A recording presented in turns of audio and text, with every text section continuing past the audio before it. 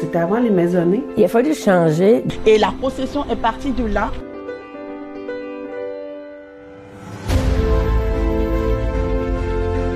Pour aller rejoindre. C'est un retournement. On avait plein de monde ici.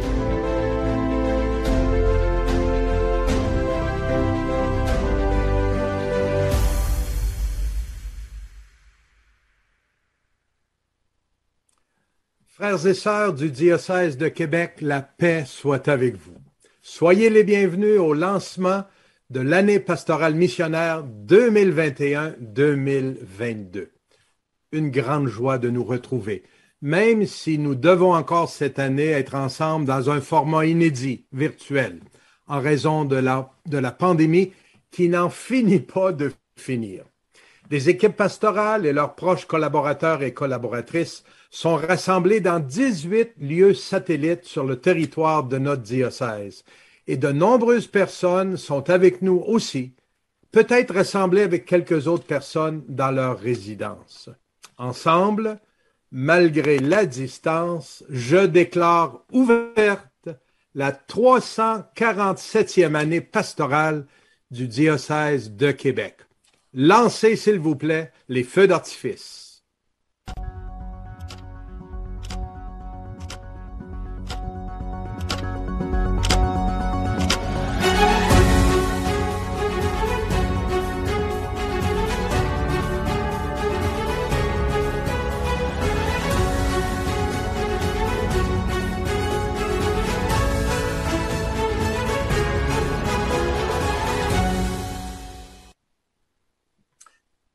Mes collègues, l'abbé Mario Duchesne, vicaire général, et Marie Chrétien, coordonnatrice du service de la pastorale, animeront avec moi cet avant-midi. Ils sont en l'église de Sainte-Agnès de Donnacona, dans la belle région de Portneuf, et aussi avec des membres de l'unité pastorale missionnaire qui sont là avec eux dans l'église. Comme vous pouvez le voir à l'écran, je les accompagne à distance.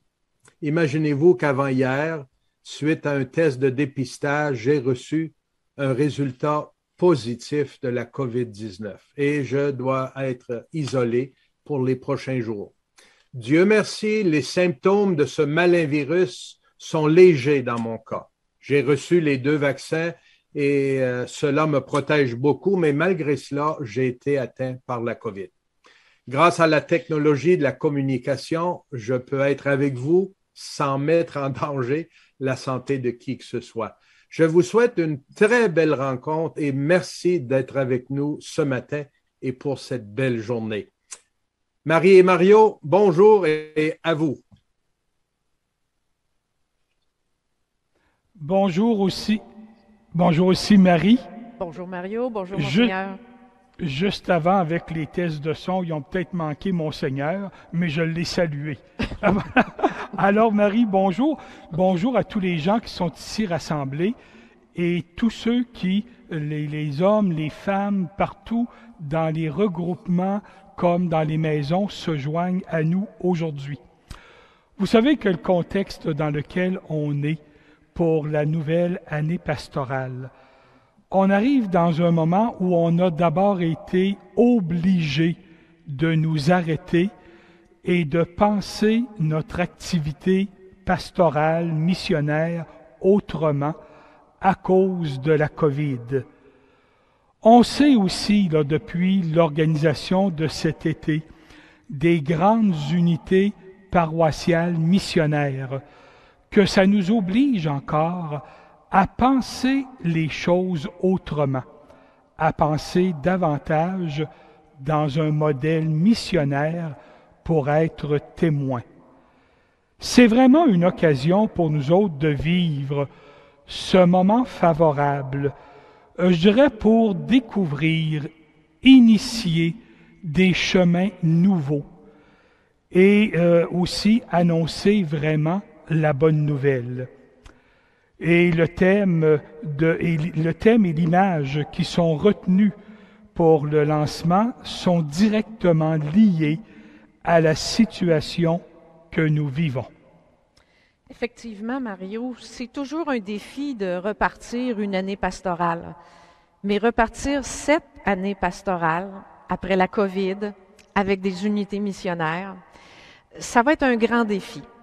C'est un peu aussi ce qu'on a voulu illustrer par l'image thème de notre lancement que vous allez voir à l'écran. En route et en mission. Nous étions tous et toutes en route. Nous avons été ralentis, peut-être même un peu stoppés. Il faut reprendre la route de la mission. Mais pas reprendre la route comme nous l'avions fait avant. Tout le monde le dit, ça sera plus jamais pareil. On doit faire autrement. Vous avez vu des paires de pas, des jambes. On a voulu en mettre plusieurs parce que c'est ensemble qu'on est en route et en mission et qu'on doit s'entraider, se stimuler les uns les autres, ce qu'on veut faire d'ailleurs aujourd'hui avec le lancement. Il y a aussi des flèches parce que ça indique une direction. On va de l'avant. Mais il y a des flèches parce que les directions peuvent quand même être un petit peu différentes d'une paroisse, d'une communauté, d'une unité missionnaire à l'autre. Mais il y en a 3 et on ne pourra pas tout faire en même temps. Donc, choisir une direction, choisir de marcher pour continuer la conversion missionnaire dans nos milieux. Alors, c'est un peu ce que veut dire cette image, puis on vous invite à vous en servir beaucoup cette année. Alors, on redémarre notre année missionnaire. Nous arrivons de plusieurs communautés, de plusieurs paroisses, de plusieurs unités missionnaires, de 18 lieux satellites, de différents horizons. Écoutons ce chant dans une version adaptée qui va nous mettre ensemble pour commencer notre journée.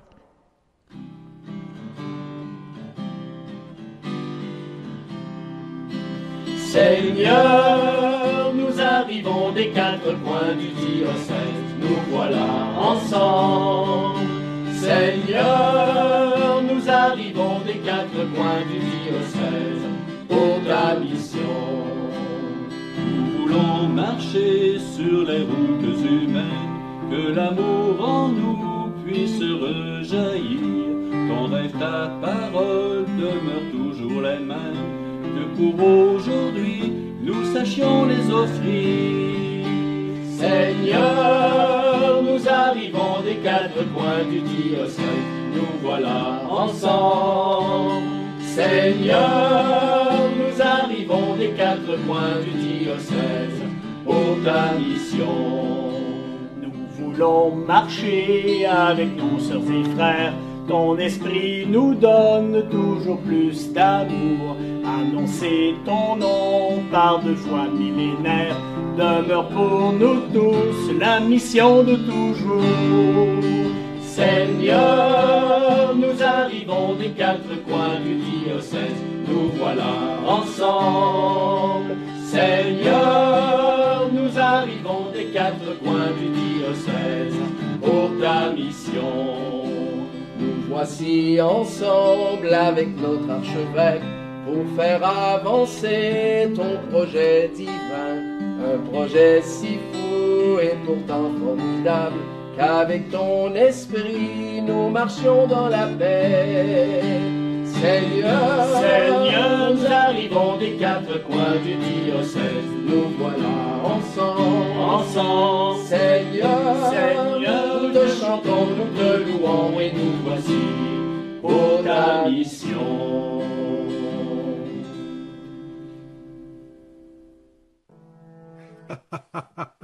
Et j'espère que vous avez fait comme moi, que vous avez chanté à la maison.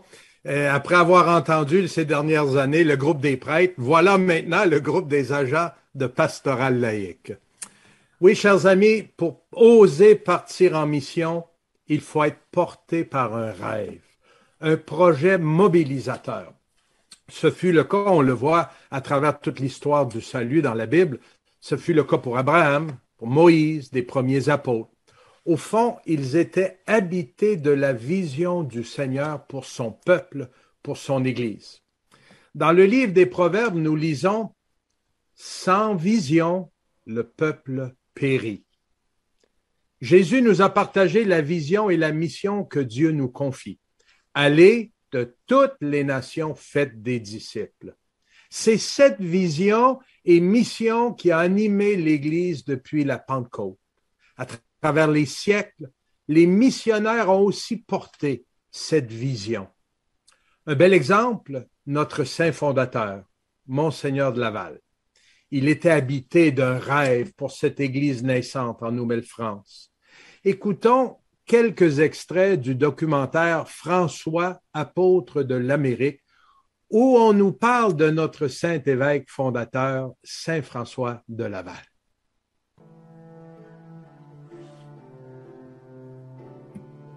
François de Laval a beaucoup de choses à nous dire actuellement. C'est quelqu'un qui arrive dans un nouveau monde. Et c'est précisément notre situation.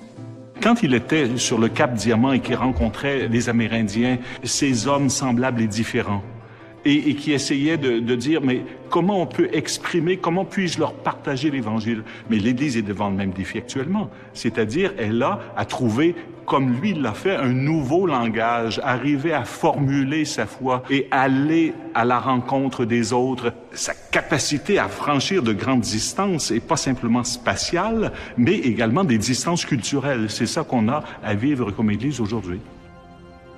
L'Église vit au service d'une grande mission, mais elle vit au cœur du monde.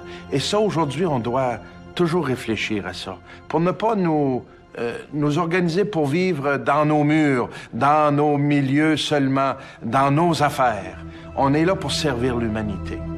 Et on espère que François de Laval va nous inspirer, va nous permettre d'être aussi créatifs et ingénieux que lui pour rajeunir cette Église, pour lui donner un nouveau souffle de vie. De fait, Monseigneur de Laval a dit « L'œuvre que Dieu m'a fait la grâce d'édifier n'est pas une œuvre de pierre et de bois, mais d'esprit et de grâce. À sa suite, nous sommes nous aussi invités à travailler davantage à l'annonce de l'Évangile plus qu'à la conservation de nos structures. Dans la ligne de rêve de François de Laval, Monseigneur Lacroix nous avait déjà partagé le rêve qu'il portait pour l'Église de Québec lors de son ordination épiscopale, et on regarde l'extrait vidéo « Je rêve ».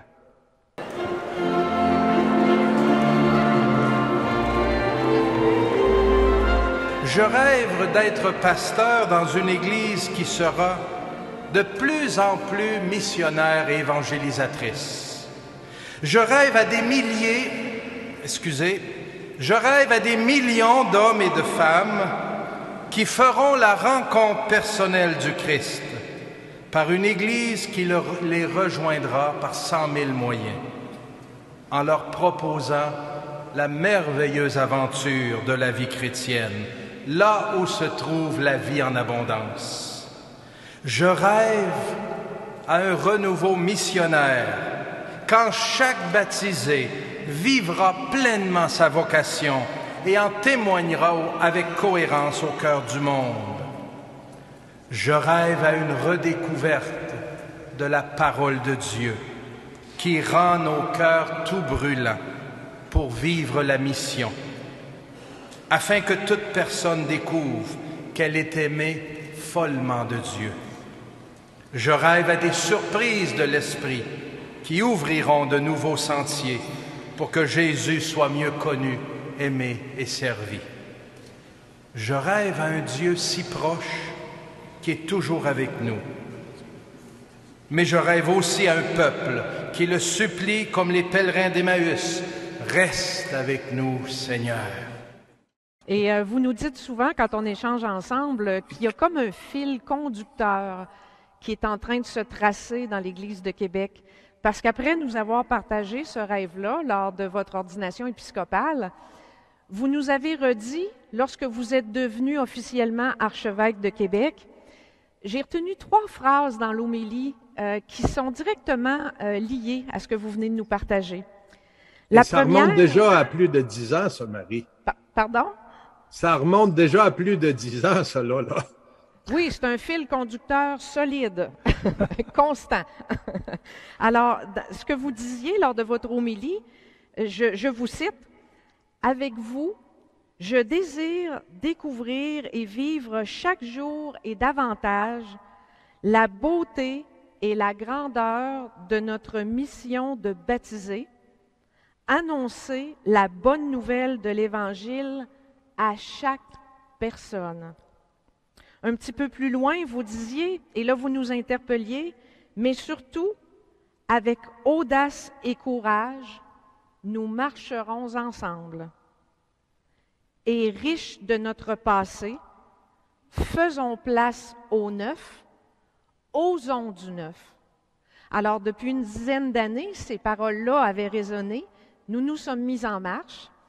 Et ces paroles-là ont à nouveau été traduites dans notre énoncé de vision diocésaine qu'on porte déjà depuis quelques années et qui se lit comme suit. Proposer ou renouveler la rencontre personnelle et communautaire avec le Christ afin de former des communautés de disciples missionnaires. C'est vraiment tout un élan qui nous a été donné dans l'Église de Québec. Qu'est-ce que tu en penses, Mario? Oh oui, c'est tout un élan, puis c'est vrai que ça nous conduit au jour le jour dans nos activités, dans nos choix pour vivre la mission. Alors, à chaque lancement d'année pastorale, on essaie toujours d'appuyer le message et de l'habiter avec la parole de Dieu qui nous invite toujours. Et spontanément, lors de nos travaux, au printemps dernier, quand on a commencé à préparer le lancement, il y a une parole qui est montée au cœur facilement, rapidement. Et c'est la parole qui nous guide pour notre lancement aujourd'hui. Ça vient de l'Évangile de Marc. 2 petits versets, tout courts. il leur dit, « Allez dans le monde entier, proclamez l'Évangile à toute la création. » Quant à eux, ils s'en allèrent partout proclamer l'Évangile. Le Seigneur travaillait avec eux et confirmait la parole par les signes qui l'accompagnaient. Monseigneur Lacroix, vous n'auriez pas le goût de nous partager juste un petit peu plus pourquoi c'est cette parole-là que nous avons retenue? Marie, il ne faut jamais me demander si j'ai le goût de partager la parole parce que ça brûle toujours en moi. C'est passionnant de faire référence à l'Évangile et nous laisser éclairer. On a souvent entendu le premier verset, là, allez de toutes les nations, faites des disciples, allez proclamer l'Évangile. Mais aujourd'hui, j'aimerais attirer votre attention sur ce que Saint Marc affirme. Le Seigneur travaille avec nous et la parole s'accompagne de signes. Quel réconfort de nous rappeler cela. Depuis des années, nous avons entendu parler de signes qui apparaissent dans des paroisses qui ont pris le chemin de la mission, de la conversion pastorale et du renouveau. Vous vous souvenez, il y a quelques années, on avait mis beaucoup en lumière l'expérience de Halifax en Nouvelle-Écosse avec le livre Manuel de survie pour la paroisse qui raconte les signes qui se produisent dans la paroisse de la Nativité. Ou encore à Baltimore, aux États-Unis, avec Rebuilt, ou l'histoire d'une paroisse reconstruite. Ou encore, plus près de chez nous, dans la paroisse de Saint-Hyacinthe, de laquelle avait témoigné l'abbé Jacques Lamoureux au lancement de l'année pastorale 2019. Mais si intéressant que soient ces témoignages, les gens nous disent souvent, c'est beau le renouveau dans ces paroisses, mais nous aimerions entendre des témoignages de belles initiatives missionnaires qui se passent ici chez nous. Oui, nous aussi, dans le diocèse de Québec, nous sommes en route dans ce tournant missionnaire, dans cette conversion que nous avons initiée et à laquelle nous sommes invités à prendre. Alors, au cours de l'été, nous avons fait des contacts pour aller rencontrer des témoins de ce renouveau qui se passe dans nos communautés chrétiennes du diocèse de Québec. Regardez bien, nous avons pu le constater, la parole s'accompagne de signes et de pousses de renouveau dans les communautés chrétiennes de l'Église qui est à Québec. Nous débutons notre tournée de témoignages dans l'Aubinière, où l'on nous parle d'une expérience de maisonnée. La parole partagée s'accompagne de signes.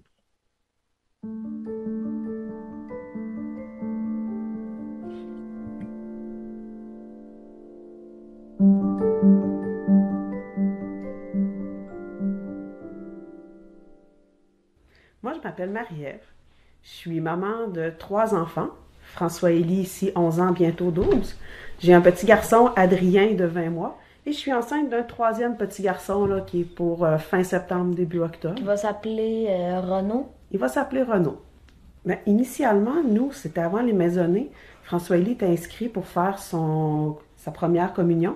Puis dans notre paroisse, ça marche sur 2 ans parce qu'il y a comme 2 parcours pour arriver à la première communion. Puis notre animatrice de pastorale, quand elle a fait la présentation, elle a demandé aux parents des bénévoles. Puis je me suis sentie interpellée, là, comme si le Seigneur était à côté. « Ah oui, vas-y, t'es capable! » Puis j'ai donné mon nom, je ne sais pas trop pourquoi, mais j'ai été retenue. Puis je me suis impliquée. Puis là, après ça, la COVID est arrivée.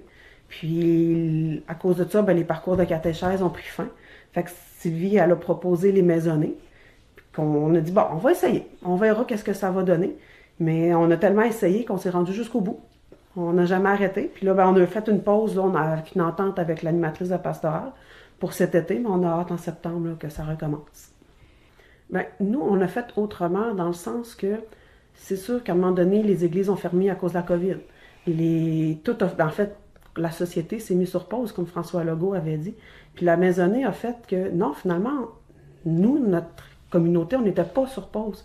On pouvait encore se réunir, on ne pouvait pas se voir, on ne pouvait pas se toucher, mais on était encore là, on pouvait encore dire « Hey, le Seigneur existe encore, le Seigneur est encore là avec nous, le Seigneur nous accompagne encore. » Les maisonnées, dans le fond, une semaine, c'est les adultes, on reprend la parole la semaine d'avant, on en discute entre nous autres, on revoit l'homélie, tu sais, nous, qu'est-ce que ça nous apporte, là? Tu sais, oui, la Bible, elle n'a pas été écrite en 2021, mais nous, en 2021, comment qu'on la vit? Comment qu'on la ressent? Puis, ce qui est intéressant, c'est que moi, je la ressens d'une certaine façon, mais quand que je parle avec les autres, des autres gens qui sont là, les autres la ressentent d'une autre façon, puis on se rend compte que la Bible est toujours vivante. Mais elle est différente, la façon, parce tout le monde perçoit de façon différente. Puis quand on l'a fait avec les enfants, moi, comme maman, ce qui m'émerveille encore à chaque fois, je sais quand on va recommencer, ça va m'émerveiller encore, c'est d'écouter un jeune qui est capable de dire « Moi, j'aime Jésus ». Moi, là, la Bible, là, on a lu là, l'extrait de l'Évangile de dimanche passé, là, puis il y a telle phrase, tel mot, là, ça vient tellement me chercher parce que je le vis au quotidien, mais de telle façon, parce que on est en 2021. Puis les enfants ne voient pas la Bible de la même façon que nous. Puis de se rabaisser à leur niveau, puis de faire comme « Wow! » Tu sais, c'est comme une nouvelle histoire, c'est merveilleux, là, de l'extase. Quand un jeune qui prie, on fait comme « Hein? Ils sont capables de prier? » Ben oui, ils sont capables de le faire, puis ils sont capables d'aller chercher des mots qu'on fait comme « Tu connaissais ça, ce mot-là, toi? » Faire ça avec les enfants, je pensais que ça serait difficile au début. Parce que les jeunes, on s'entend que c'est pas des jeux vidéo, c'est pas des activités genre on va aller faire du vélo, on est assis devant un écran d'ordinateur parce que à cause de la COVID, on ne pouvait pas se réunir. Mais finalement, non. Ils nous ont amené Théobule, qui nous montrait les petits extraits avec les petits personnages animés. Ils sont allés chercher de la musique avec de la batterie. L'autre fois, on a trouvé ça drôle parce qu'il y avait le gros beat en arrière. Puis... Mais tu sais, les jeunes, c'est sérieux, c'est de voir que ben non, ils restent là jusqu'à la fin. Est-ce qu'on est une famille de croyants? Oui. Est-ce qu'on était du genre à s'asseoir, puis on soupe, puis hey, on va parler de Jésus? Ça, sans nécessairement dire, ce soir au souper, on va parler de Jésus. Non, ça arrivait comme spontanément. Puis moi, mon conjoint, c'est un croyant, mais pas croyant, tu sais. Est-ce que Jésus est mort, ressuscité? Oui, ça s'arrête là. Avec mon conjoint, on vient de faire le tour de la question. Puis, quand on faisait les maisonnées, autant pour enfants que pour adultes, il se mettait dans le salon, puis tranquillement, pas vite, il se rapproche de la caméra. Il se rapproche. Fait que, tu sais, puis oui, mon conjoint va pas à l'église. De toute façon, avec son travail, il travaille 4 dimanches sur 5. Fait que, tu sais, effectivement, oui, on le voit jamais à l'église, mais il reste que, tranquillement, pas vite, il se rapproche. Tranquillement, pas vite, il pose des questions. Tranquillement, pas vite, il nous a laissé mettre des symboles religieux dans la maison. Puis, tu sais, oui, la maisonnée a fait que, en étant sur Zoom dans la maison, bien, mon conjoint est dans la maison, puis tu sais, lui, c'est un baptisé, il est confirmé, mais tu sais, il le fait plus par principe que par foi, par conviction. Puis tranquillement, pas vite, là, oups, c'était quand j'ai accouché de l'autre, on va le faire baptiser, hein, celui-là. Puis là, je suis enceinte, là, ça nous prend un parrain, ça nous prend une marraine, il faut faire baptiser, là. C'est important, Jésus, il est là. Moi, comme adulte, qu'est-ce que j'aimerais dire aux autres leaders du diocèse, c'est ce que je trouve triste, c'est que quand je rentre dans l'église, mes cheveux tranchent. J'ai pas la bonne couleur de cheveux, j'aimerais ça devenir majoritaire. Mais pour ça, il faudrait accepter qu'il y a des jeunes enfants, qu'un jeune enfant dans l'église, ça peut courir, ça peut marcher, ça peut, pendant l'homélie, poser des questions, ça peut répondre aussi, de s'assurer que... Tu sais, il y a un prêtre dans notre paroisse, moi je l'adore, quand il fait une homélie, qu'il voit qu'il y a des jeunes, il va aller les chercher les jeunes, puis il va dire « Hey, dans mon homélie, là, j'ai dit tel mot qui est important, là. Souvenez-vous-en, là, parce qu'à la fin, je vais vous poser des questions, puis il va rechercher les jeunes. » Mais j'aimerais ça que ça soit comme... C'est sûr que chaque paroisse, chaque prêtre, c'est des êtres humains, mais que on laisse les jeunes aussi s'apprivoiser l'Église, qu'on laisse les jeunes vivre dans l'Église. L'Église, il faut qu'elle change aussi, il faut qu'elle évolue. Mais les jeunes d'aujourd'hui, tu sais, moi, dans mon travail d'infirmière, les personnes tu sais, qui sont plus âgées, ils vont venir naturellement. Les jeunes, il faut aller les chercher. Il faut s'adapter à... Ils sont en changement, eux autres sont en train de faire changer notre société. Il faut aller les chercher, mais il faut les prendre un petit peu par la main au début. Tu sais, si on veut que la chorale soit jeune, ben c'est plate, mais il faut peut-être aller cogner à une école secondaire, dire « Hey, quel dimanche vous seriez disponible pour venir nous chanter ça? » Puis que nous, on s'adapte à eux autres. Eh bien, je trouve ça intéressant, Marie, le témoignage qu'on vient d'avoir. La parole de Dieu qui croise la vie d'une famille de façon concrète dans l'éducation de la foi, puis qui produit déjà du fruit. On va accueillir un autre témoignage dans un autre bout du diocèse. Là, on va se déplacer en Charlevoix avec le témoignage en lien avec les liturgies de la parole, les célébrations dominicales de la parole, qui là encore transforment des personnes et des communautés.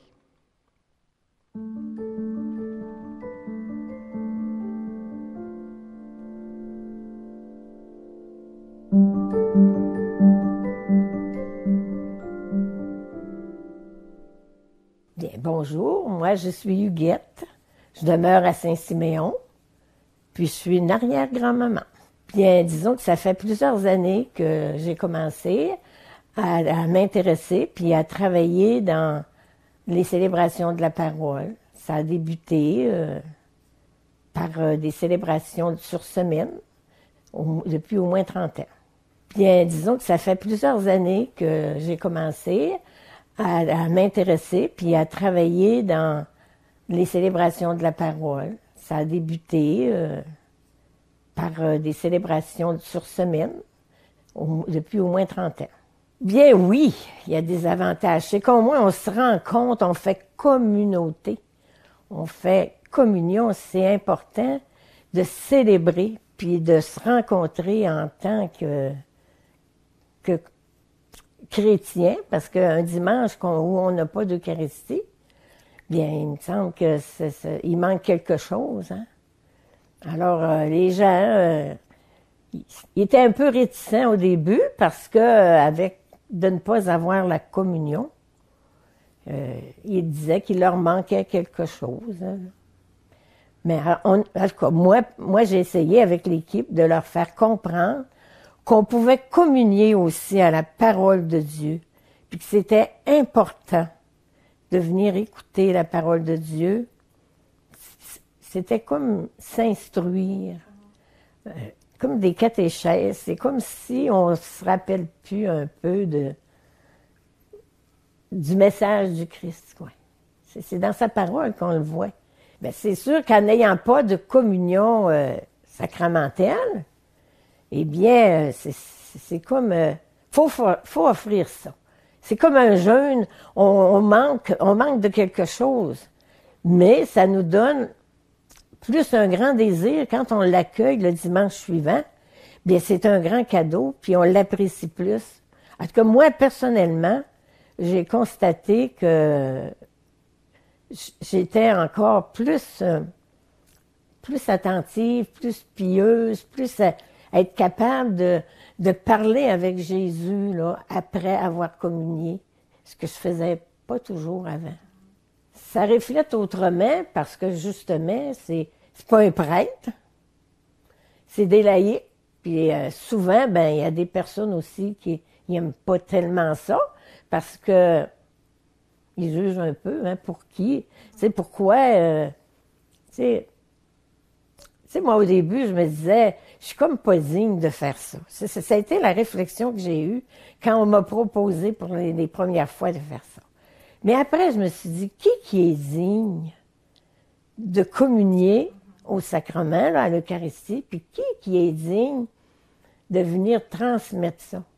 Ben, je pense que personne n'est digne, on n'est pas digne. Le Christ, c'est tellement grand que... Mais lui, il nous aime comme on est. Puis il regarde pas qu'on est...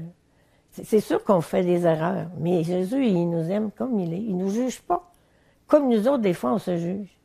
Il nous accueille, puis... en tout cas, j'ai appris là, que Dieu, c'était mon Père, puis qu'il m'aime d'un amour qui finira jamais, puis il me juge pas.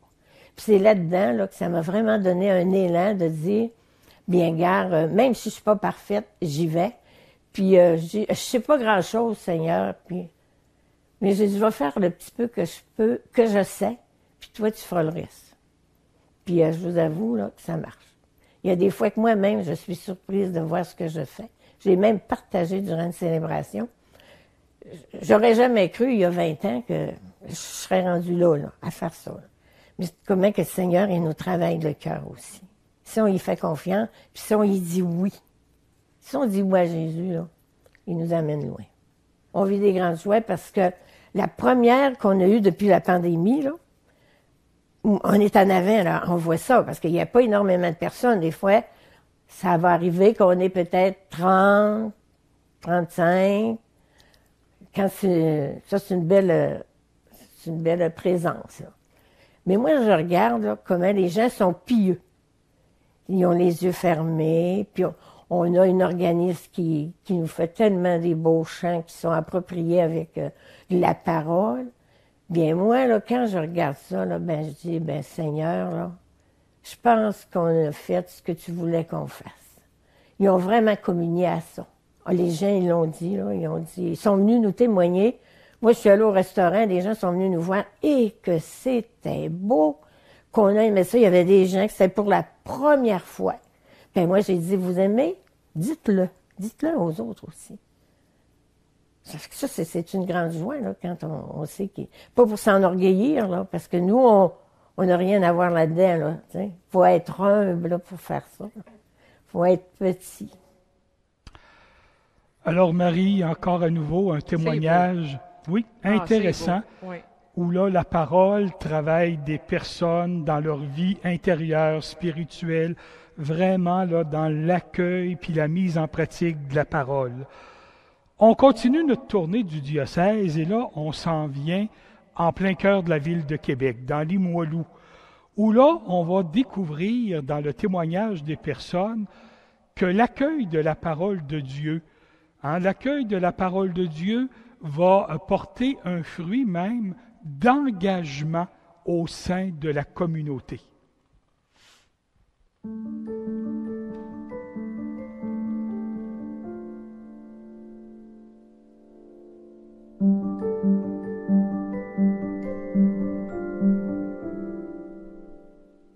Alors, on poursuit notre tournée du diocèse et on rencontre des personnes inspirantes. Ce matin, je suis avec Larissa.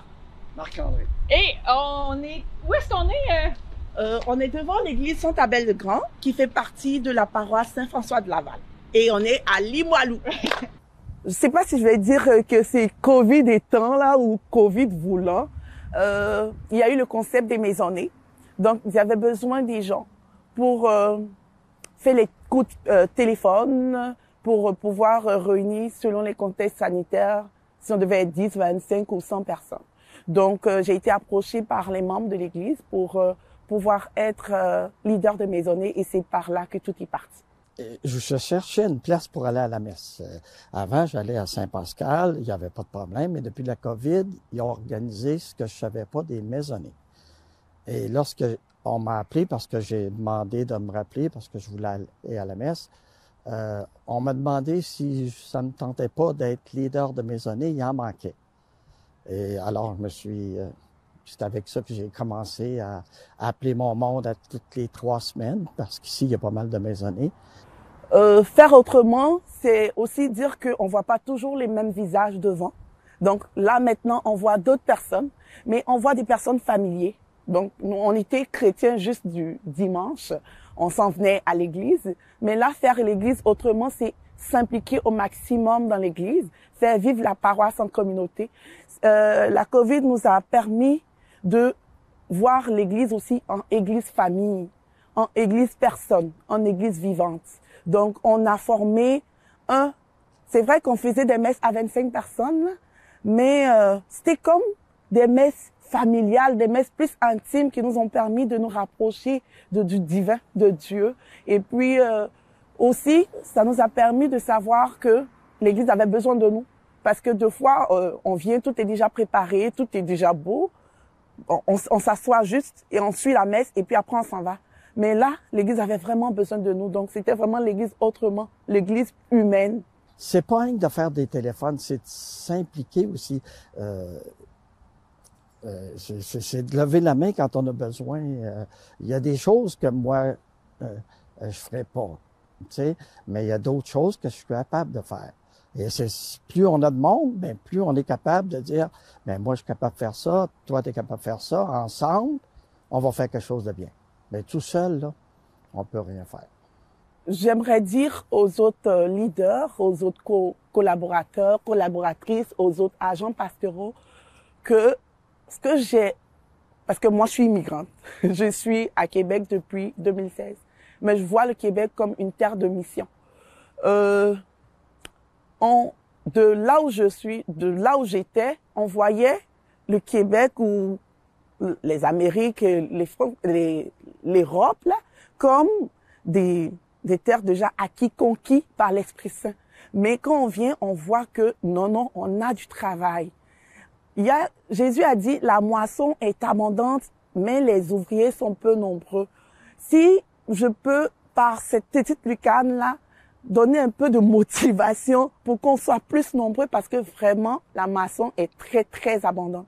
Donc, encourager les gens qui aussi hésitent à se donner, à donner quelques minutes de leur temps au Seigneur, c'est payant et c'est réjouissant. Ça donne une satisfaction intérieure, spirituelle. Et puis, ça te donne aussi de t'ouvrir à autre chose, à d'autres personnes. Réajuster mon organisation, parce que comme je dis, je travaille et puis je suis maman, donc c'est comme 2 boulots à temps plein. Mais pour Dieu, je pense que Dieu a su nous donner le moyen de pouvoir s'ajuster. Donc, avec beaucoup de prières, on a pu s'ajuster et puis avec la volonté des gens. Parce que au départ, on était un peu sceptique. Est-ce que celui que je vais appeler pour lui dire que ce samedi ou ce dimanche, tu as messe à 16h ou à 9h, est-ce qu'il va avoir le temps? Mais quand tu appelles quelqu'un et c'est comme si la personne en face, il attendait ton coup de fil. Ça te dit, oh, si cette semaine j'appelle pas, ça crée quelque chose. Donc toi-même, tu te libères et tu rends disponible parce que tu te sens utile. Et je vais compter une expérience. Oui. Le 15 août passé, on a fêté à Limoilou la fête de l'Assomption. On faisait partie du comité d'organisation. On était très sceptiques parce que on avait au début fait un sondage qui n'était pas satisfaisant. Mais il y a eu des personnes, il y a eu l'Esprit Saint qui nous a poussés à y aller. Et c'était tellement rempli de grâce et de bénédiction pour nous. Donc, ce que je veux qu'il advienne, c'est des événements comme ça, où on sent la communauté vibrer, vivre. C'était comme, on était encore en temps de pandémie, mais on a fait à l'extérieur et lire la joie sur le visage des gens. On savait qu'ils en avaient besoin. Donc, je veux que l'Église se rajeunisse. Quand je dis se rajeunisse, pas que on mette à l'écart les personnes âgées, mais se rajeunisse par le feu de l'Esprit. Parce que l'Esprit Saint, il vivifie, il rend jeune. Donc, on avait senti les personnes-là vivifiées, changées. Ils étaient comme réluisants de bonheur. On avait comme un arrêt. Pause, Covid n'existe plus, on vit en fraternité, en communauté. Donc, c'est ce que je veux que ça prenne, que la mayonnaise prenne partout dans nos communautés. Si quelqu'un hésite à se donner à sa communauté, ce que je peux lui dire là, on a besoin de tout le monde. Pas seulement venir personnellement, on a besoin d'être priant. Tu peux prier pour ta communauté, même chez toi à la maison, même pas donner ton nom. Tu étais chez toi, aujourd'hui j'ai décidé de faire un chapelet pour soutenir ma paroisse. C'est quand même un bon départ. Après, si tu sens, parce que c'est une question d'appel, c'est un appel. Si tu sens l'appel de donner un peu plus, tu peux donner 1 heure. Tu peux donner 30 minutes. Par exemple, moi, il y a des jours où on m'a sollicité pour faire des appels. J'étais à la maison. J'ai fait juste des téléphones. Mais c'était utile parce que les gens au bout de fil te rendent toujours. Et Dieu te rend toujours. Bien, premièrement, étant nouveau, j'ai rencontré plusieurs personnes, surtout de mon groupe, là, formidables. Tu les appelais, puis il n'y avait jamais de réticence. Et même, il y en a une couple qui sont assez vieilles, qui me parlaient de leurs petits problèmes. Puis des fois, je restais 45 minutes au téléphone avec elles là, pour l'écouter. Mais c'était enrichissant et je me suis senti partie intégrante de ma paroisse. J'ai dû comme me reformuler un peu, être présent pour le monde parce que des fois, ils m'appelaient aussi. Il y avait mon numéro, fait qu'ils m'appelaient pour parler, juste seulement pour parler. Là. Il y a deux, trois là, qui m'appelaient. Puis c'est ça. Mon approche vers le monde, le monde a changé. Je suis moins seul dans mon coin. Étant retraité, et puis plus de maison, on est en logement, fait qu'il n'y a pas grand-chose à faire, hein, à part de marcher, de connaître du monde et de faire partie intégrante de cette paroisse-là, d'aider cette paroisse-là, comme ça a été le cas lors du de la fête du 15 août. Moi, je m'occupais de la restauration, faire des hot dogs, puis tout ça, là. Fait que ça a été... mais j'avais une belle gang alentour de moi. C'est inspirant. C'est inspirant, Mario, hein? Très inspirant. Hein? Monseigneur Lacroix, comment vous trouvez ça?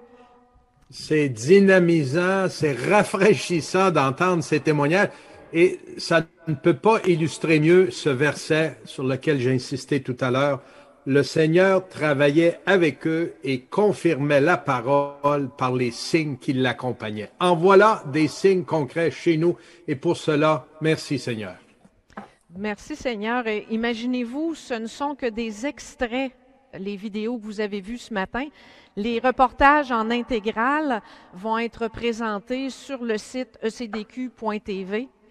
Et nous prévoyons aussi, la web télé du diocèse de Québec est très à la page. Alors, nous prévoyons avoir dorénavant une web série qui va s'appeler « En route et en mission », où on voudrait donner la parole à plein d'autres gens dans les milieux, parce qu'il y a plein de projets que nous aurions pu aller voir, faire témoigner les gens. La messe en vélo, il y a des paroisses où il y a des jardins communautaires, les incroyables comestibles à Charlesbourg, le groupe d'écologie intégrale à Notre-Dame-de-Foix, et tant d'autres projets. Mais la petite difficulté qu'on a eue, puis là-dessus je termine en faisant un appel, c'est qu'on est très modeste en Église. Souvent on est humble, puis on n'ose pas dire « Hey, on a fait un petit quelque chose, ça pourrait inspirer d'autres milieux. » Alors, téléphonez-nous, faites-nous signe, et qui sait, vous serez peut-être de la nouvelle web série « En route et en mission ». On termine ce petit bloc où on veut être témoin de signes qui accompagnent la parole dans nos paroisses. Alors, on va écouter une vidéo parce qu'on dit souvent que le renouveau, la conversion missionnaire, ça passe aussi par le chant et la musique. On en a un bel exemple avec un groupe qui s'appelle la Bande de prêtres.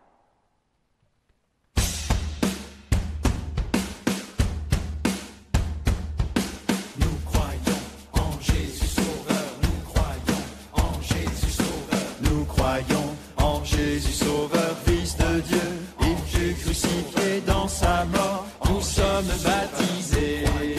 Il est vainqueur, nous étions captifs du péché, mais son sang nous a délivrés. Oui, il est vraiment ressuscité.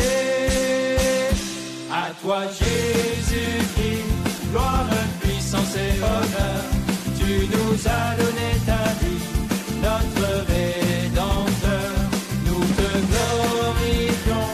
Ton amour est éternel, de toi nous vivrons pour les siècles. Nous croyons en Jésus Sauveur élevé jusqu'au firmament, roi des rois, il est le Tout-Puissant. Il est Seigneur de l'univers, tout lui est soumis, les enfers, les dominations, tout genou fléchira devant lui. À toi Jésus-Christ, gloire, puissance et honneur, tu nous as donné ta vie, notre Rédempteur. Nous te glorifions, ton amour est éternel, de toi nous vivrons pour les siècles.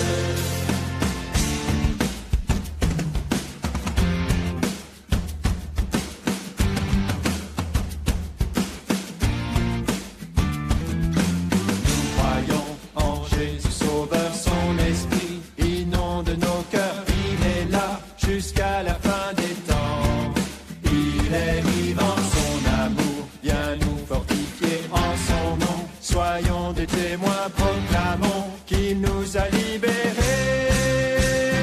À toi Jésus-Christ, gloire, puissance et honneur, tu nous as donné ta vie, notre Rédempteur.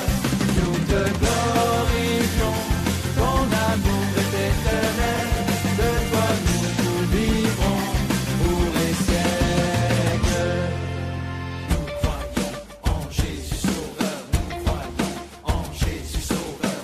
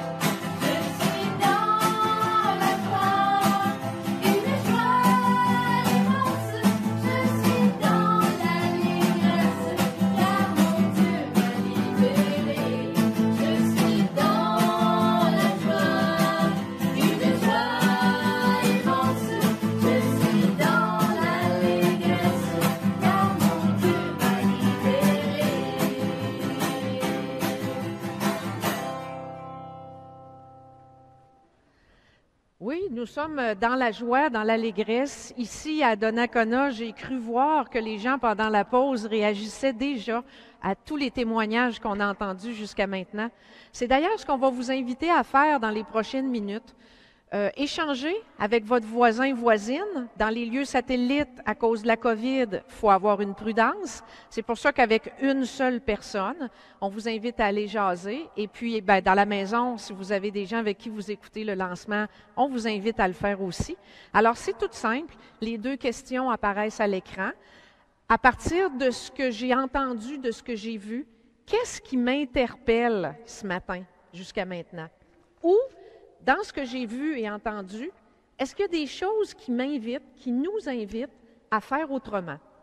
Alors, on va prendre 6-7 minutes, c'est pas très long, vous partagez vos réactions spontanées, mais je vous invite à faire très attention quand vous allez entendre la musique cette fois-ci, parce que pendant la chanson, il va défiler des photos de personnes célèbres que vous connaissez. Alors, soyez attentifs quand la musique va repartir et regardez l'écran pour que nous reprenions la route ensemble. Bon échange entre vous.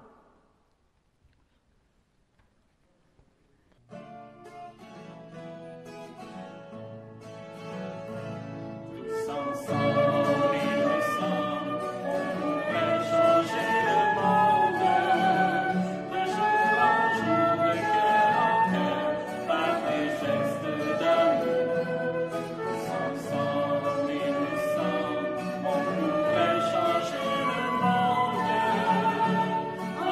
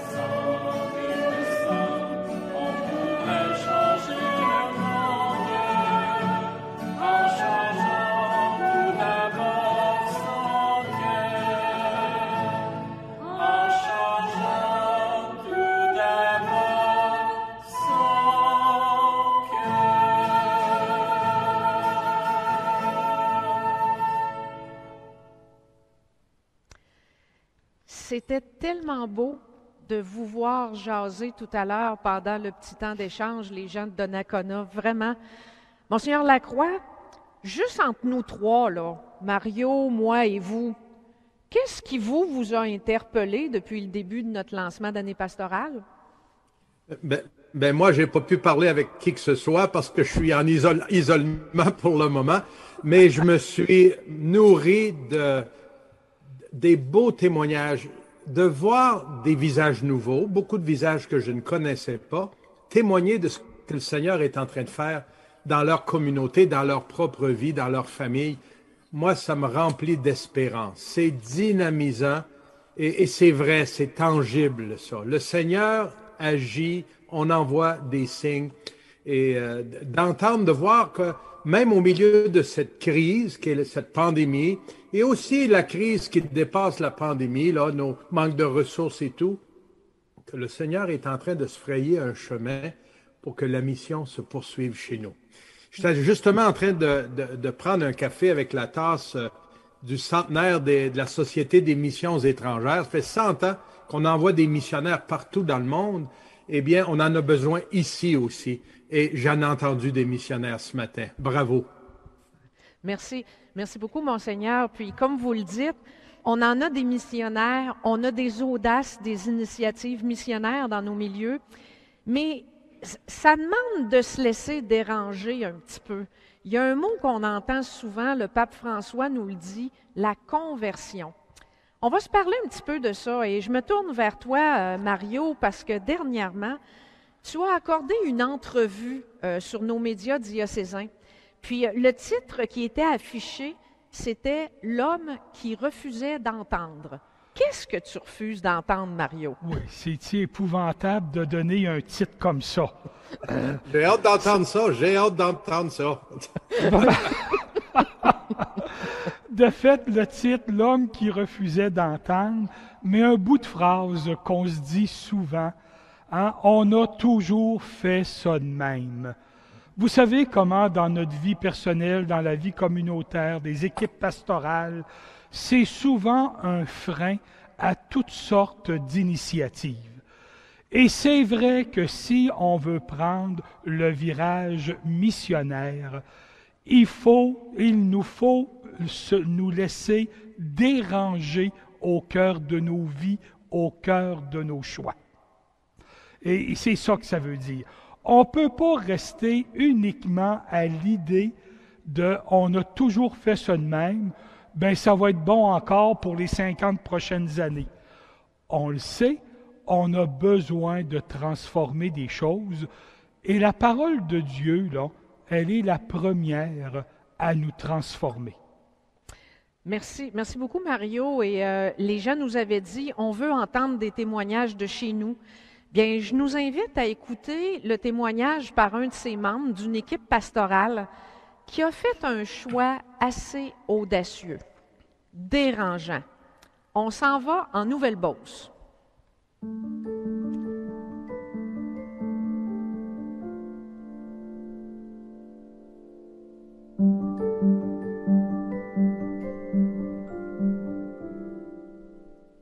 Bonjour, moi c'est l'abbé François Proux, j'ai 38 ans.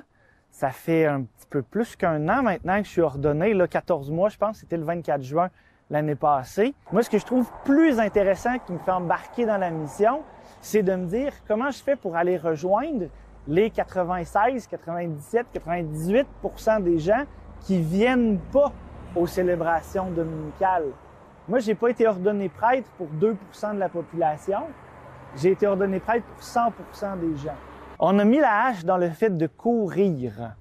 Pas dans le nombre de célébrations, dans le fait d'aller vite. Célébrer une fois, monter dans le char, s'en aller à l'autre village, après ça, s'en aller dans un troisième, puis après ça, aller visiter quelqu'un. Là, on a dit non, on va arrêter de courir.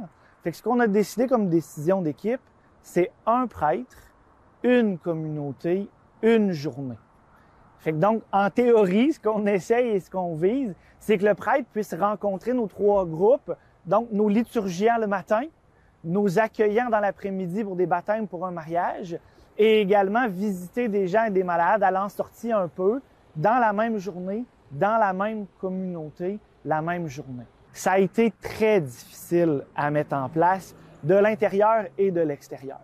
De l'extérieur, tout le monde est d'accord avec le concept qu'il faut évangéliser, qu'on veut sortir, qu'on veut accueillir les gens qui viennent pour un mariage ou un baptême. Ça, tout le monde nous dit oui, allez-y, on veut, mais enlevez-moi pas ma messe. Fait que oui, là, ça a été très difficile. Puis je comprends que pour l'équipe aussi, on a vécu beaucoup de négatifs qui est arrivé. Puis des gens qui nous ont dit, vous nous enlevez des messes, on va arrêter de payer la CVA, on est fâchés, vous allez enlever nos bénévoles, qu'est-ce qu'on va faire? On avait quelque chose qui fonctionnait, nos chorales, ça fonctionnait, nos horaires aux 15 jours, on aimait ça, là c'était vivant, là vous allez tuer nos communautés, puis là, tout le discours qui va avec. On a un peu de négatif qui nous tombe dessus, tant des prêtres collaborateurs, tant des bénévoles, que des CCOL, que des marguillés, que des communautés. Puis c'est dur à gérer parce qu'on n'aime pas ça, se faire haïr. On n'aime pas ça recevoir des lettres, on n'aime pas ça avoir des téléphones, on n'aime pas ça se faire insulter. Mais il faut garder le cap pareil parce que à long terme, on va y aller. Voyez-vous, si j'ai 2 ou 3 % de la population qui vient à mes célébrations, okay? Bien, je peux multiplier les 3 %, je reste toujours dans le 3 %.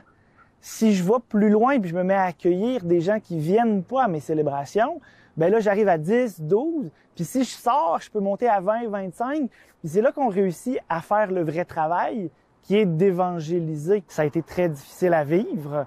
Les communautés ont réagi de façon très négative.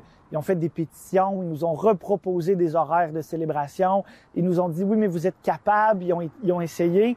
On a essayé plein de répondre du téléphone, des courriels, des rencontres. À la fin, ce qu'il a fallu faire, c'est leur proposer des rencontres. Donc, ce qu'on fait en ce moment, c'est qu'on bâtit des horaires. Encore des horaires. C'est qu'on leur bâtit des rencontres, puis on veut aller les voir. Donc, on aurait aimé ça le faire au printemps. La pandémie nous a empêchés de le faire. Donc, on n'a pas été proactifs et on leur a dit. Mais là, maintenant, c'est l'automne, et on veut aller les rencontrer dans leur milieu, puis leur présenter tout ce dont on vient de parler, qu'il y a Jésus de d'autres façons, qu'il y a Jésus ailleurs, puis qu'il faut aller rejoindre plus que ceux qui viennent seulement à la messe du dimanche. Et donc, oui, là, en équipe, ce qu'on veut, c'est aller rencontrer les gens. Mais on s'en est parlé beaucoup, et la force de l'équipe qu'on a dans l'unité missionnaire ici, c'est qu'on se tient. Puis ça a été vraiment un gros morceau, là. C'est quand il y en a un qui dit quelque chose, on s'en reparle en réunion d'équipe, puis on se dit non, on se tient, on change rien, on cède pas, on fait ce qu'on a à faire, puis là, on avance ensemble, puis on tire le même discours ensemble, tout le monde, puis on va dans la même direction. Si on met rien en place aujourd'hui pour commencer à aller rejoindre d'autres personnes, pour évangéliser d'une autre façon, ben on va juste frapper un mur plus tard. Puis on est en train de le frapper, là, notre mur. En bon français, là, l'argent rentre de moins en moins, les célébrations, il y a de moins en moins de monde. Et puis, si on fait rien de nouveau, de changement, même de posture, ben on va juste se retrouver avec des églises vides bientôt. Puis là, il va être trop tard. Mais c'est là que ça devient difficile pour les communautés de se reprendre en main puis de vivre autre chose que la messe, de prier d'une autre façon que la messe. Puis là encore, si on veut les accompagner, si on veut les aider à vivre eux aussi ce changement d'attitude pour découvrir la communion à l'autre, pour prier avec l'autre, pour se rencontrer, partager, ben il faut leur donner du temps. Fait que du temps de formation, du temps de rencontre, ça nous prend de l'énergie.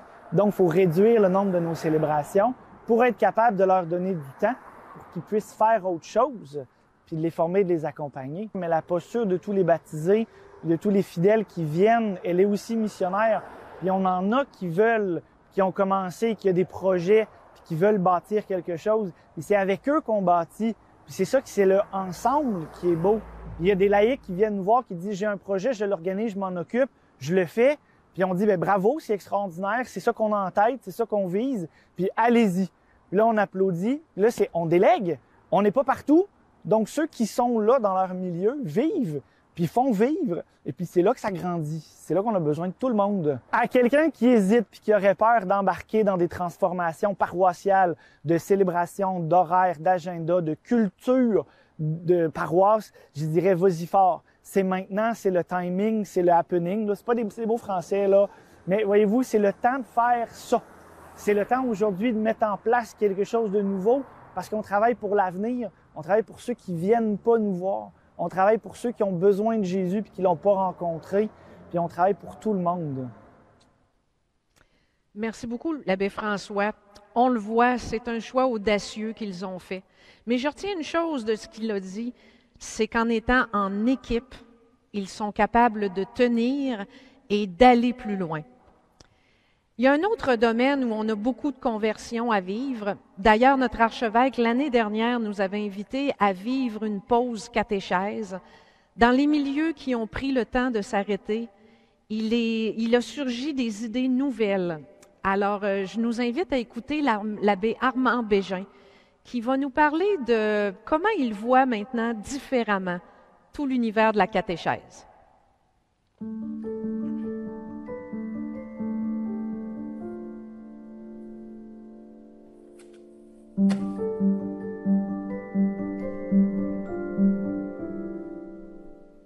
Alors, bonjour. Alors, donc, je m'appelle Armand Bégin. Alors, je suis membre de l'équipe In Solidum qui a été nommée ici pour l'ensemble des 22 communautés chrétiennes. Alors, pour moi, la conversion, c'est un peu ça. C'est un retournement de soi-même. Mais pas juste un retournement sur... on va changer juste nos manières de faire ou on va faire autrement, mais une conversion intérieure, autrement dit, un retournement complet dans notre manière de se situer par rapport à Dieu, par rapport à la transmission de la foi. Oui, mais disons, sans avoir été directement impliqué dans les dernières années, les ministères que j'ai faits, soit dans Charlevoix ou dans Lotbinière ou dans Portneuf, sans avoir été impliqué directement dans la formation à la vie chrétienne et tout ça, mais étant dans l'équipe pastorale, je suivais quand même un peu les agents pastorales, les intervenants qui travaillaient dans le domaine. Puis je pense que ce qu'on constatait ensemble, c'est qu'au fond, la formation à la vie chrétienne, même malgré tous les beaux efforts qui sont mis dedans, l'intensité avec laquelle on y met pour bien préparer les jeunes et les familles à vivre des sacrements, puis en même temps la catéchèse aussi, c'est que ça ne produit pas le résultat qu'on en a, le résultat escompté. Comme disait souvent mon confrère Gilles Routier, c'est qu'au fond, on n'engendre plus des chrétiens. Je dirais au fond, c'est qu'on a plutôt si on pourrait dire, des chrétiens qui vivent par épisode. Ouais? Alors, ils ont des épisodes des temps forts, des préparations au sacrement ou des événements particuliers dans leur vie.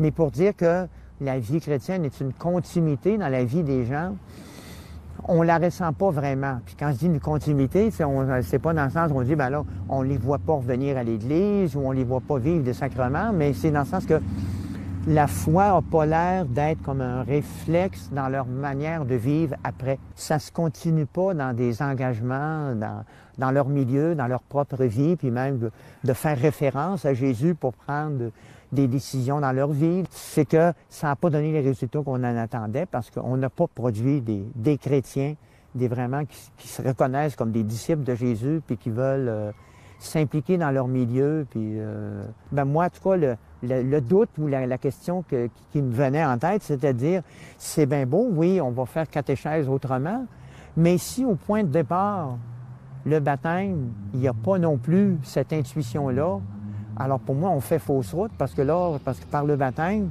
on part l'engrenage, puis là, les parents vont s'attendre à ce que ça se continue exactement comme avant. Mais si c'est juste une rencontre, puis après, tu as la célébration du baptême, au fond, les parents, ils n'auront pas été comme mis dans le bain de ce qu'on veut vivre de nouveau, de ce nouvel élan qu'on veut prendre ensemble, mais que toutes les démarches se fassent individuellement en famille.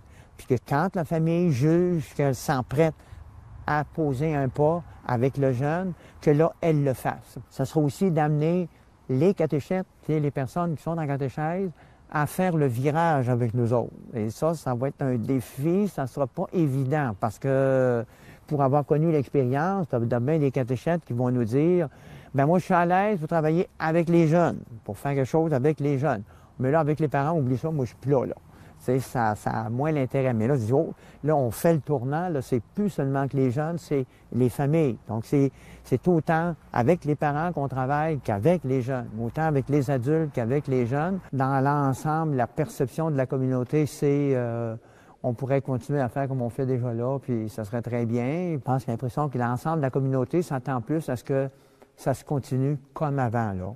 Mais là, je pense, au fond, moi, que l'élément déclencheur, si on peut dire que le coup de pouce, là, ça a été vraiment la prise de position de Monseigneur là, qui nous a dit, mais vraiment, là, il faut prendre la pause en catéchèse pour constater que ça ne donne pas les résultats qu'on en escompte, puis il faut vraiment oser regarder autrement, il faut aller vers une autre orientation complètement différente. Le fait de porter le dossier en équipe, et même s'il y en a deux qui ont la mission plus particulière d'y trouver des aboutissements précis, là, mais je pense que le fait qu'on va avoir tout le concours de l'équipe qui va y participer, ça va être une richesse très grande. Là. La conversion véritable intérieure, comme fruit, ou aussi c'est d'autres choses qui nous animent. Alors, c'est un peu le choix qu'on a à faire. Est-ce qu'on veut une conversion intérieure ou simplement un maquillage qu'on amène où on remanie un peu ce qu'on faisait avant d'une manière différente pour que ça paraisse un peu différent, mais qu'en réalité,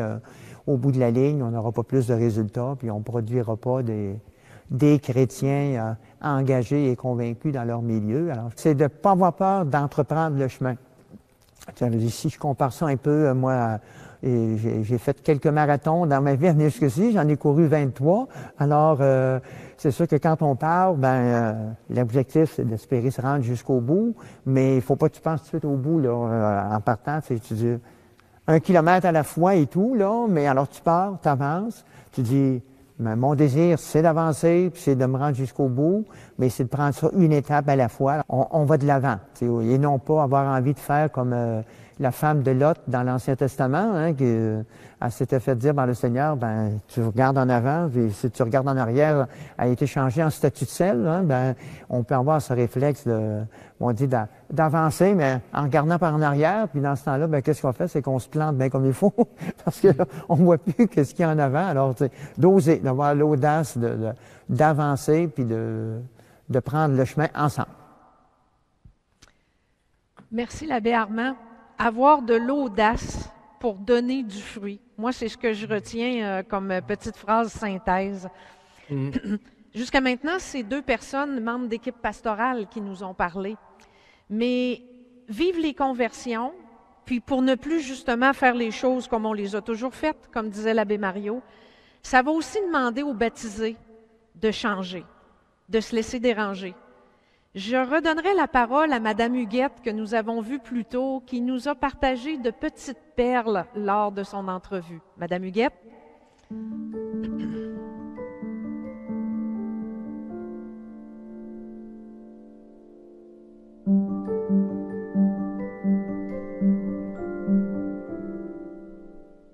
Il a fallu changer, d'apprendre à vivre avec une équipe qui avait...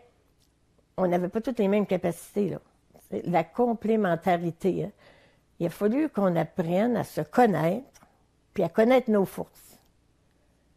Puis quand on connaît on connaît chacun nos forces, bien c'est sûr qu'il y en a à travers, là, pour une homélie, là, c'est merveilleux. Un autre, c'est l'accueil. Un autre, c'est... En tout cas, ça marche bien parce que ils sont tous contents, l'équipe, parce que on se fait confiance. Puis, moi, c'est ça que j'ai changé, c'est apprendre à accueillir là, les personnes qu'on est tous... en fait, on est tous frères et sœurs en Jésus. Hein. Puis d'accueillir qu'on n'est pas tous pareils, puis que des fois, il y en a qui font des petites erreurs, puis c'est dérangeant, ça nous stresse un peu, mais là, il faut qu'on passe par-dessus, puis qu'on... Il faut accueillir les pauvretés. Moi, j'accueille les miennes, mes pauvretés. Puis je me dis, Seigneur, tu as accueilli les miennes, apprends à accueillir. Je me dis, Huguette, apprends à accueillir les pauvretés des autres. Tu n'es pas parfaite, là. Au début, j'avais un peu de misère avec ça. Mais là, franchement, ça va vraiment bien. Moi, je voudrais là, vous dire que n'ayez pas peur. Avancez. Allez-y. Des fois, on a peur, on veut rester dans notre petit confort. Mais quand on fait un pas de plus, là, le Seigneur, il en fait dire lui. Alors, allez-y. Soyez confiants, puis faites confiance à l'Esprit. Parce que c'est l'Esprit qui mène notre Église, là, avec un grand E. Là. Il nous demande une mission, parce que de par notre baptême, là, on est consacré. Puis il nous demande... tu fais des promesses, tu dis au Seigneur, ben oui, j'ai la foi, je veux te vivre avec toi, mais il faut pas juste le dire, il faut le faire. Alors, osez. Moi, c'est le mot que je vais à dire. Osez, n'ayez pas peur, comme on dit, avancez au large. Faut pas toujours rester au quai, là, amarré, là. Faut de temps en temps aller se faire balloter un peu, puis ça va bien. Monseigneur Lacroix, vous voulez réagir? Et plus que réagir, Marie, écoute, entendre cette Madame Huguette, ça me fait fondre le cœur. Son dynamisme, tu sais, elle nous dit ce qu'elle vit, mais ce que nous, on a besoin de découvrir aussi. N'ayez pas peur, avancez, osez. C'est beau d'entendre ça de la part d'une baptisée, d'une femme laïque, engagée dans son milieu, dans Charlevoix. Tu sais, nous autres, les prêtres, les agents de pastoral, c'est notre mission, ce leadership, il est important. Mais d'entendre la part des laïcs qui y croient et qui nous encouragent à avancer ensemble, c'est ensemble qu'on va le faire. Moi, ça me dynamise énormément. Vous savez, après presque 350 ans de vie et de mission sur ce grand territoire de notre diocèse, l'Évangile continue de nous appeler et de nous envoyer porter des fruits, des signes évidents de la fidélité du Seigneur à nous soutenir. Écoutez, on n'en est pas à notre premier défi, là. En 350 ans presque de vie diocésaine, on en a traversé des crises, des tempêtes, des pénuries, des pandémies, de tout ce que vous voulez, des crises dans le monde et des crises dans l'Église, et le Seigneur a toujours été fidèle. Ça fait du bien d'entendre tout ça, de ce qu'on a entendu à date ce matin. Les défis sont nombreux, sont exigeants, mais nous le savons, le Seigneur est là. Et ensemble, il continuera avec lui de nous accompagner et de nous permettre de regarder l'avenir avec courage et audace. Nous, les pasteurs, les leaders de cette communauté diocésaine, avons une grande responsabilité dans cette aventure pour mobiliser toute la communauté. Hein? L'abbé François nous parlait du 2-3% qu'il voit régulièrement dans les célébrations. Et les autres, comment on va les amener à cette rencontre? Je vous invite à accueillir maintenant un invité très spécial qui se joint à notre lancement pour notre année pastorale missionnaire cette année pour la première fois. Malheureusement, il ne parle pas le français et il va se diriger à nous en espagnol, mais nous avons mis ses paroles à droite. Il a pris le temps de nous adresser ces quelques mots que je trouve fort encourageants pour nous ici à Québec aujourd'hui.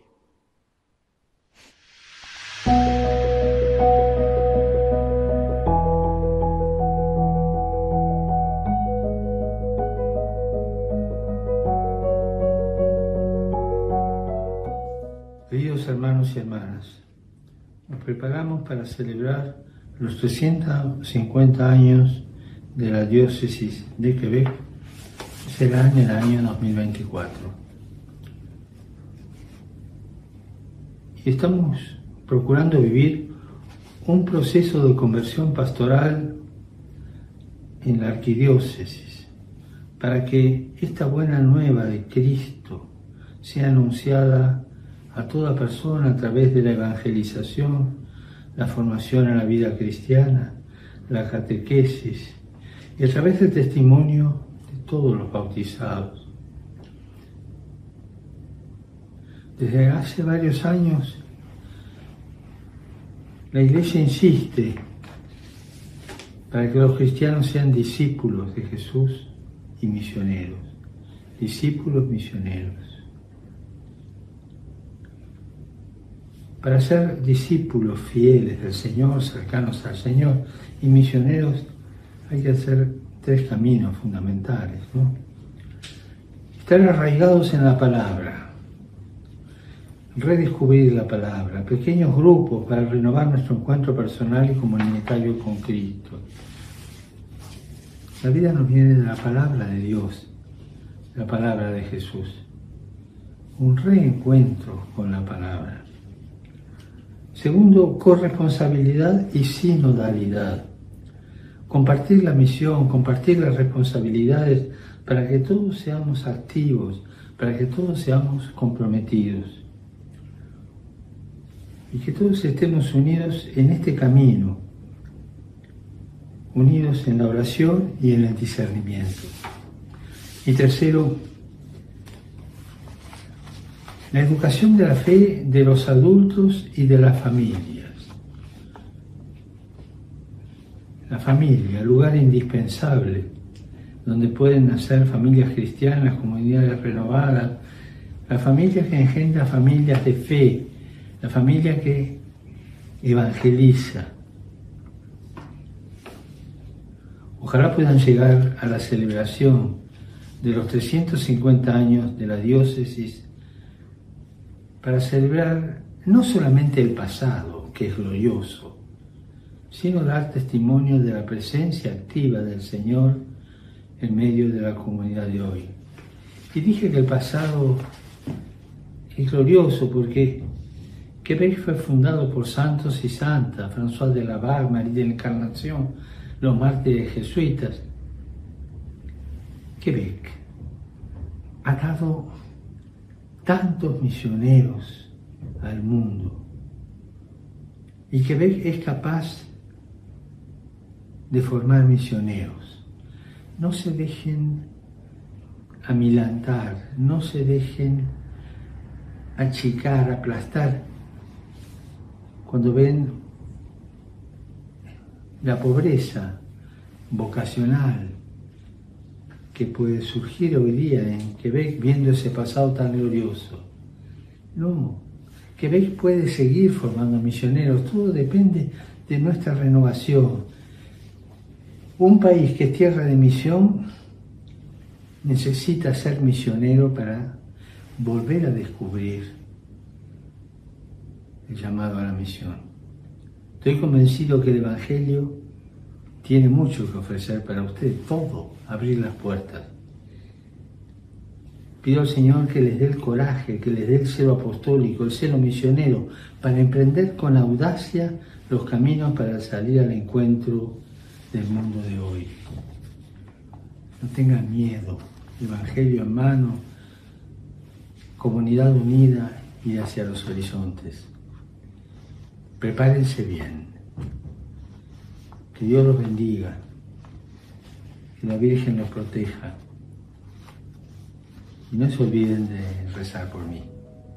Muchas gracias.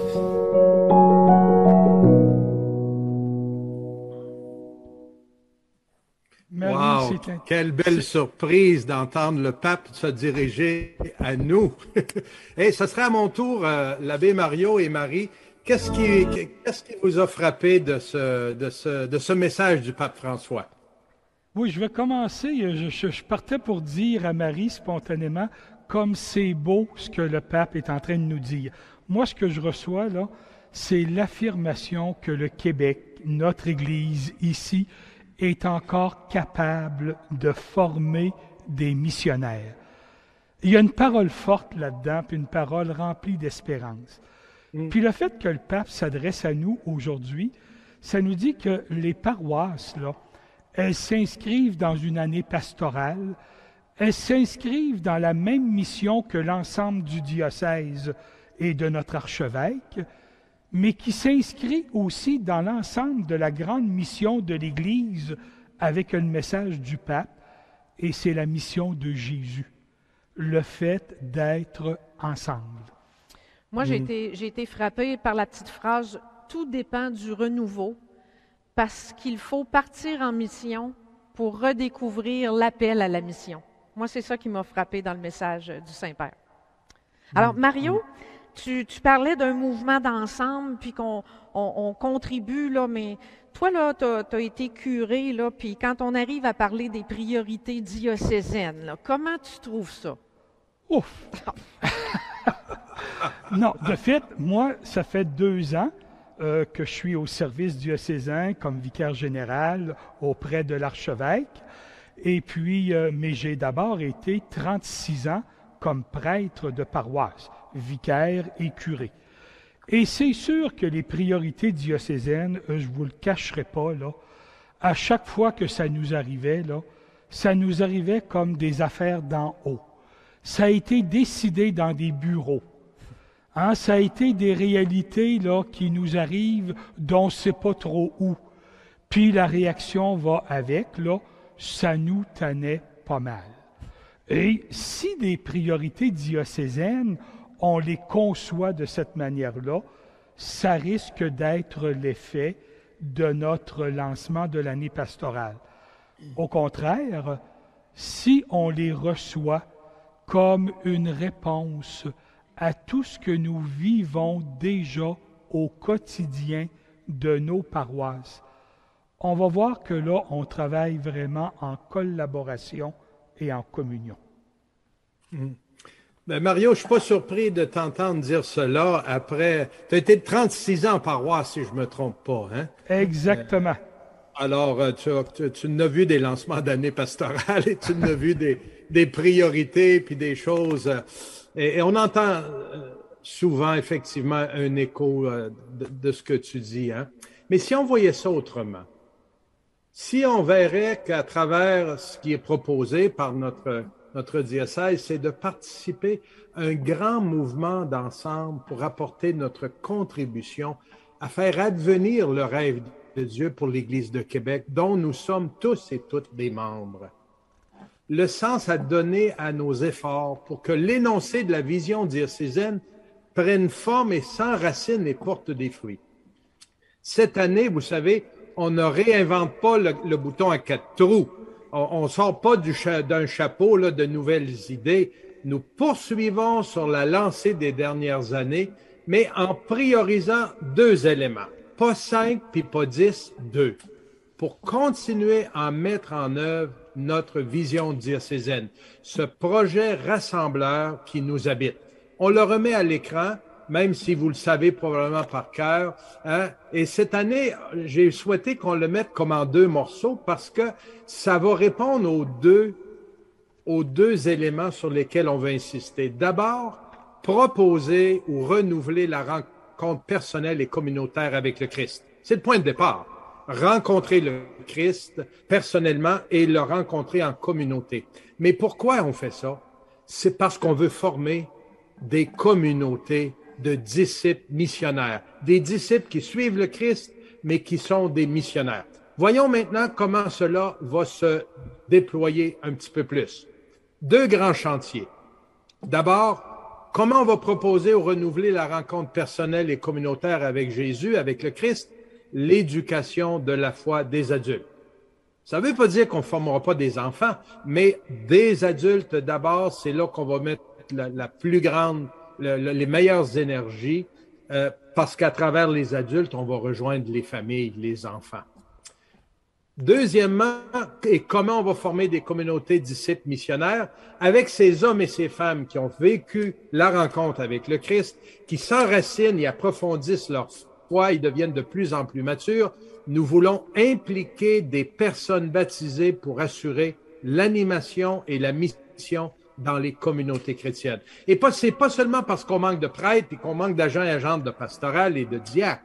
C'est parce que c'est nous, ensemble, qui portons la vie de nos communautés. Bien sûr, vos équipes pastorales ont un rôle important à jouer pour soutenir les personnes baptisées dans leur mission locale. Et cela, on va développer ça. C'est les deux grandes priorités de l'année. L'éducation de la foi des adultes et voir comment on va impliquer des personnes baptisées pour assurer l'animation et la mission dans nos communautés. Marie, parle-nous-en un peu plus, s'il te plaît. Mets-nous ça plus en détail, toi qui coordonnes le service de pastoral. Écoutez, c'est tout simple. Monseigneur Lacroix l'a dit, on s'inscrit dans la continuité. Alors, pour l'éducation de la foi des adultes, la première initiative qu'on peut prendre, c'est de mettre en place des maisonnées. On en a entendu parler. C'est un lieu extraordinaire pour découvrir la parole. Un autre moyen qui est offert à nouveau cette année, ce sera la session s'initier à l'éducation de la foi des adultes. On l'a dit pour les catéchètes, travailler avec les enfants, ça va. Travailler avec les adultes, on ne sait pas comment faire. Bien, cette session-là est là pour nous aider. Il va y avoir aussi un portfolio qu'on veut rendre disponible parce que dans certaines communautés, certaines paroisses, on n'a peut-être pas les énergies pour inventer des nouveaux projets en éducation de la foi des adultes. Mais il en existe plein, alors on va vous les faire connaître. Ils sont là pour vous aider, ces projets-là. Il y aura aussi la Maison de François qu'on va continuer à développer, qui va être un lieu d'accueil, d'écoute, de ressourcement, de formation pour toutes les personnes qui travaillent en catéchèse et en éducation de la foi. Et puis évidemment, pour les milieux qui ont fait la pause catéchèse l'année prochaine, ben le temps est venu de donner des suites aux décisions que vous avez prises. Et pour les milieux qui n'ont pas fait la pause catéchèse, ben on a bien entendu l'abbé Armand, il va falloir la faire à un moment donné. Alors on vous suggère de la faire cette année pour réfléchir à comment on va transformer notre façon de travailler avec les familles et les adultes. Du côté de l'implication de la foi des personnes baptisées, là non plus, il n'y aura pas beaucoup de nouveaux, surtout qu'on est en train de construire des grandes unités missionnaires. Il y en a 9 qui sont présentement à commencer leur chemin comme unité missionnaire. Il y en avait 3 qui existaient déjà. Et il y a quelques paroisses qui, cette année, se préparent à devenir une unité missionnaire l'année prochaine. Alors là aussi, on va continuer à vous offrir les mêmes projets pour concrétiser ça. La mise en place d'équipes d'animation locale pour que chaque communauté vive, soit animée. On va aussi travailler à la formation des baptisés pour que les communautés puissent continuer à prier, à se rassembler, à fraterniser. Alors, des formations pour les célébrations dominicales de la parole, la présidence de funérailles par des laïcs, mais aussi bientôt, il y a un projet pilote en marche, la pastorale du baptême aussi, la célébration de baptême par des personnes laïques, pour pouvoir continuer à cheminer avec toutes ces personnes qui viennent cogner à nos portes.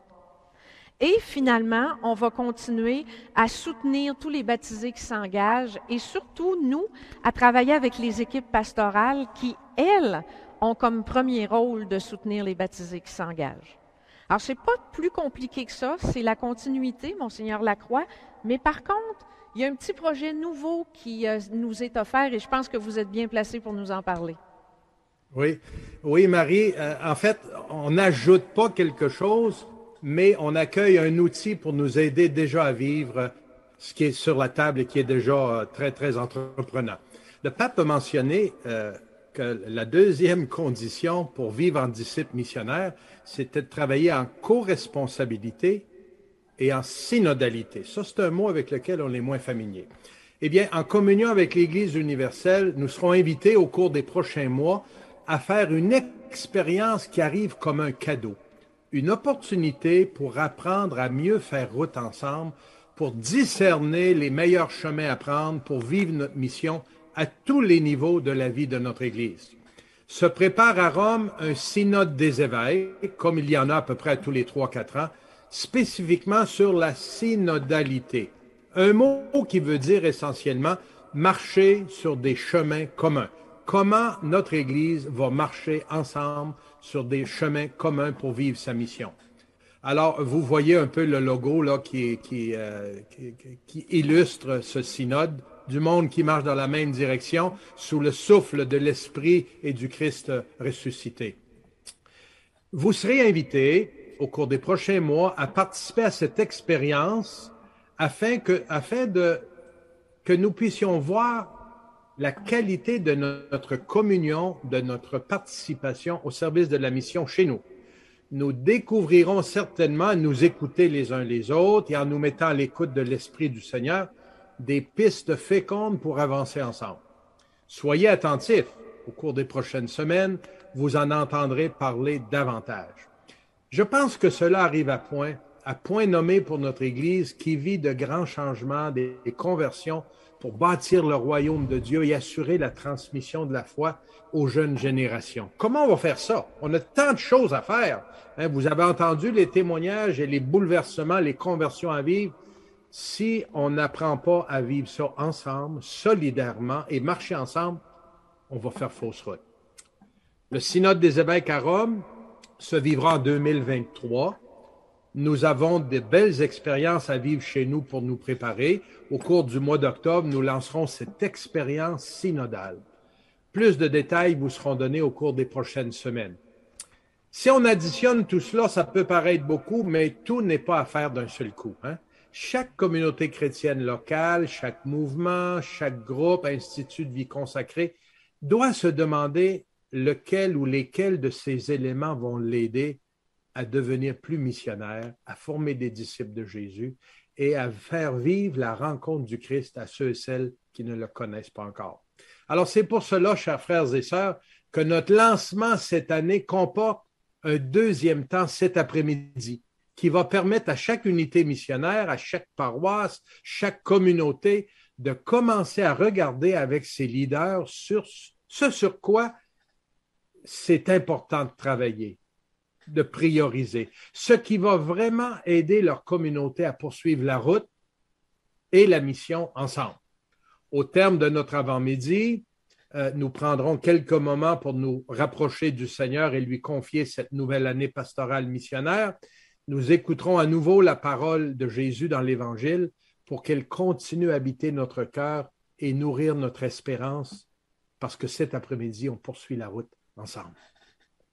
Alors, Monseigneur, Voilà. voulez-vous nous guider dans un bref moment de prière? Nos gens vont cet après-midi avoir un autre moment, mais vous souhaitiez terminer par un moment de prière, alors je vous laisserai nous guider dans ce moment spécial. Oui. L'abbé Mario, si tu voulais, s'il te plaît, nous proclamer à nouveau ces deux beaux versets de l'Évangile, les paroles de Jésus. Ce sont les paroles, c'est notre Seigneur qui nous envoie et qui nous rassure de sa présence. Écoutons-le à nouveau. Jésus leur dit, « Allez dans le monde entier, proclamez l'Évangile à toute la création. » Quant à eux, ils s'en allèrent proclamer partout l'Évangile. Le Seigneur travaillait avec eux et confirmait la parole par les signes qui l'accompagnaient. Oui, nous l'avons vu et entendu ce matin.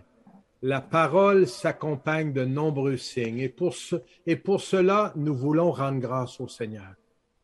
Merci Seigneur, non seulement pour tout ce que nous avons vu, mais aussi pour tout ce que nous verrons au cours de cette nouvelle année et dont nous serons, nous aussi, les acteurs et les actrices, les baptisés engagés partout dans nos milieux de vie, auprès de nos frères et sœurs.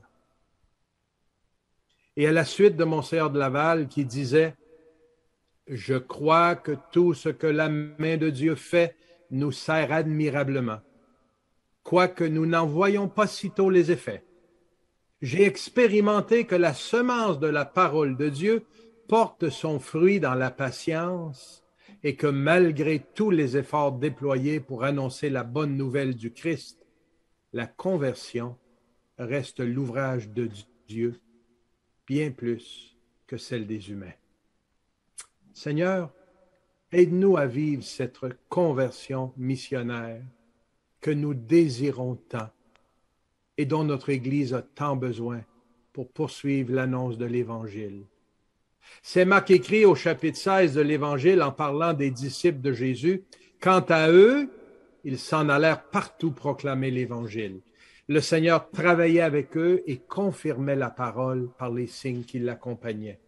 Aujourd'hui, nous, les hommes et femmes baptisés du diocèse de Québec, les apôtres et les disciples d'aujourd'hui, nous aimons dire, quant à nous, nous partirons partout dans ce diocèse qu'est le nôtre, proclamer l'Évangile. Jeunes, moins jeunes, laïcs, personnes consacrées, diacres, prêtres, évêques, ensemble, nous acceptons de partir à nouveau pour entreprendre une nouvelle année à ton service, Seigneur, et au service de nos frères et sœurs. Et nous sommes confiants que tu vas travailler avec nous en confirmant la parole par des signes, des fruits de vie et d'espérance.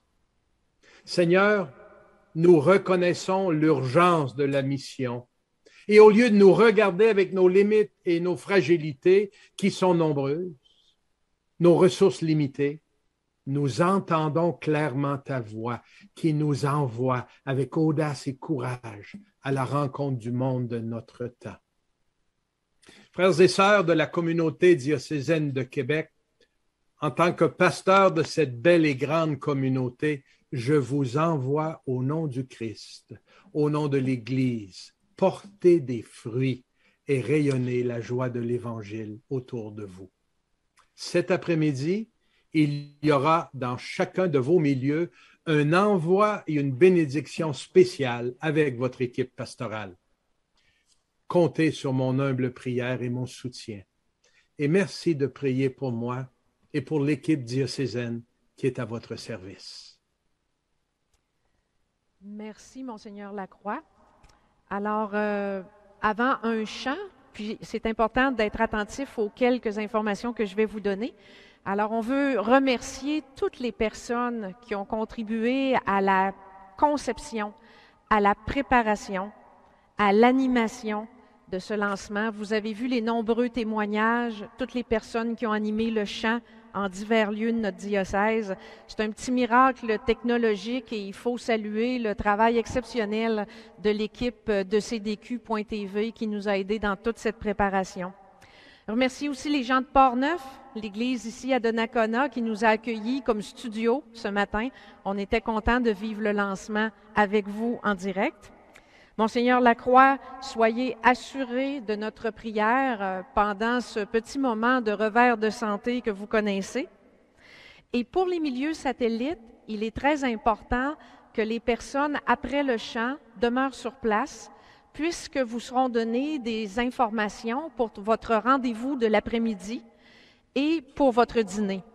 Les personnes qui se sont branchées par l'Internet à la maison, bien, après le chant final, vous verrez les remerciements et le générique d'usage, mais je le rappelle, les personnes dans les lieux satellites, demeurez à votre place, votre animateur local va vous réadresser la parole. Merci à tout le monde d'avoir pris cet avant-midi avec nous. Prenons la route ensemble. Et Monseigneur? Oui, bonne année pastorale missionnaire 2021-2022. En route et en mission, nous le sommes ensemble. Ensemble. Ensemble.